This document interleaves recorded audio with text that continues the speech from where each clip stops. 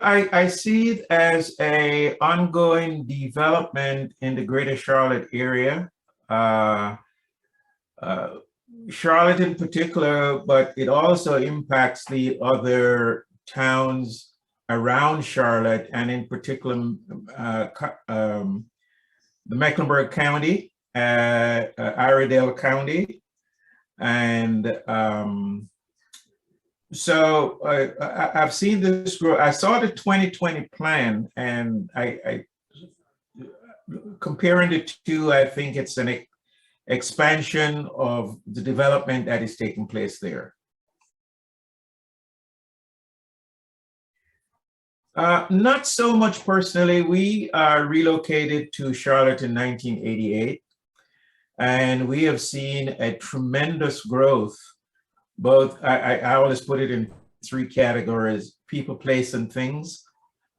People, in fact, that the population has grown so much, and we have attracted a very high level professional migration.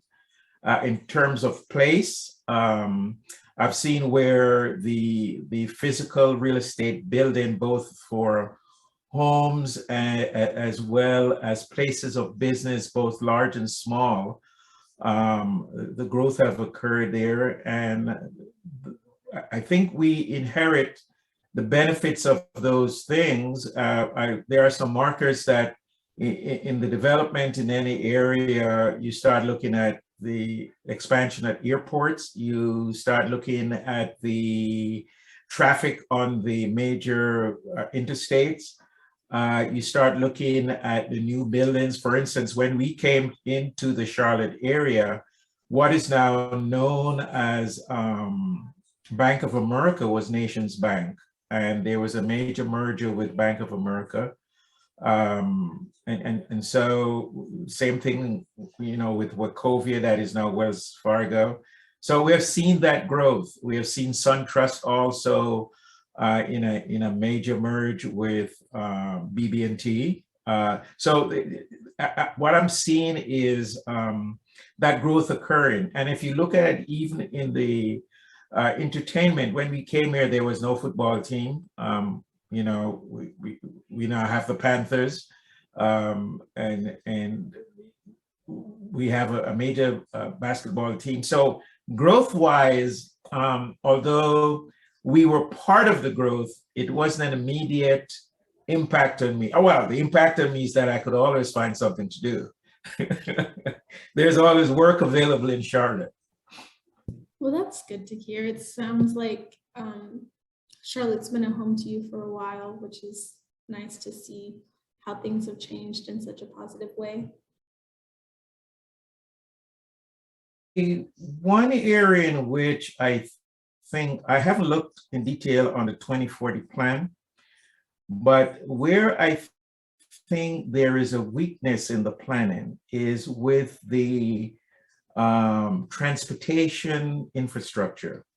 It seemed that the roads are not sufficient. The developments take place and the roads come later. When we came to Charlotte, Charlotte was basically a small commuter city, in that there was the public transportation, it's 3 hours to get a bus, versus when you're in New York, you get a subway every 3 minutes. I think that's the gap that we have right now. And if we are going to address what I call the mixed development, that has to be a priority, because we don't want to have everybody driving a car to get from A to B when there's only one individual in the car. It creates its own environmental problem. It creates congestion, and it is also a safety factor. So if there is one area in which I think the planning for the Charlotte area have really come up real short is in the transportation area. I know they try to do the Blue Line and the Gold Line, and they have Gold Rush and they have all of this, but it's kind of piecemeal. You look at the ridership right now on the Blue Line, and it's not there, you know. So for me, if Charlotte wants to be all of those other things, that's a key part of the infrastructure that has to get some priority.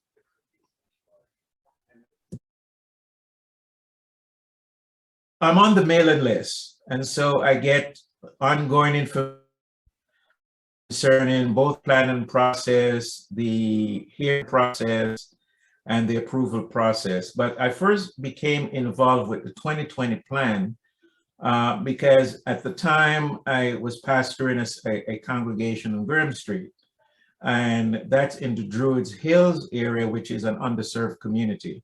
So that was my involvement there with the 2020 plan. I've not been so hands-on as far as the 2040 plan, just looking at the comparison between 2020 and 2040, what is different, what has changed, what is new, what has been introduced. And I haven't done an in-depth looking into on that, but certainly my major focus would be where I live. I live in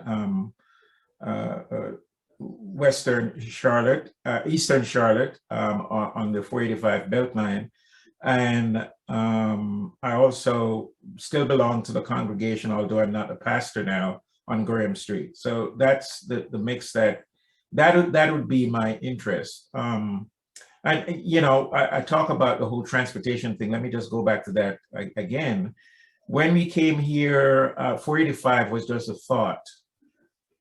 We had two major highways, and that was I-77 and I-85, and no linkage around the city. We had 277, which was kind of sort of, you know, if you could get uptown, you could get around uptown. And that goes back again to the whole infrastructure on transportation. So my interest would be where I live and where my place of worship exists. You know, just to make sure that Druids Hill as an underserved community is properly addressed. And where I live, that we continue to enjoy the greenery and the safety of our local, or should I say, our family neighborhood. Well, the challenge that nonprofits slash churches slash places of worship face is that as development occur, the real estate becomes so, how should I put it, increase in value, that smaller congregations really have a hard time staying in those neighborhoods. And we have been in where we are since 1936, I think is when that building was, you know, it was a converted house to a place of worship. But what I see happening is as the commercial real estate goes around the Graham Street area, I don't know that the congregation is going to, if it doesn't grow exponentially with the growth that is occurring physically, if it will have the financial resources to remain in that area. Certainly they can hold on to what is there, but any major expansion, it becomes a real high price. So that would be the challenge, I think, for, and there are quite a few churches in here. Some are larger than others. And we all face the same challenge.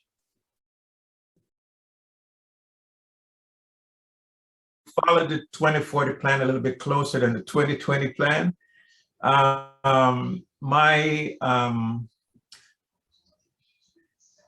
My concern right now is because of how the economic piece is shifting, that neighborhoods are changing, and we're slowly evolving into the have and have not communities. And as far as education is concerned, there's a great impact on that because the better schools are in the better neighborhoods. And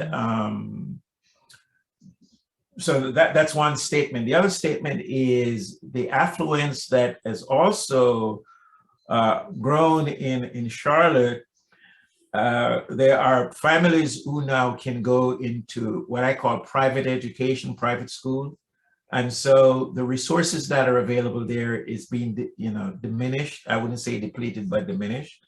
And if the proper economic growth is not present, and those opportunities are not there for the people who remain in the area, then it's going to impact the educational system of our kids. I don't have any right now. All my kids are grown, but certainly from a congregational standpoint, that would be a keen interest, just to make sure that there's a level set between the development and the educational opportunities for all across the board, that everyone gets a fair and equitable educational experience.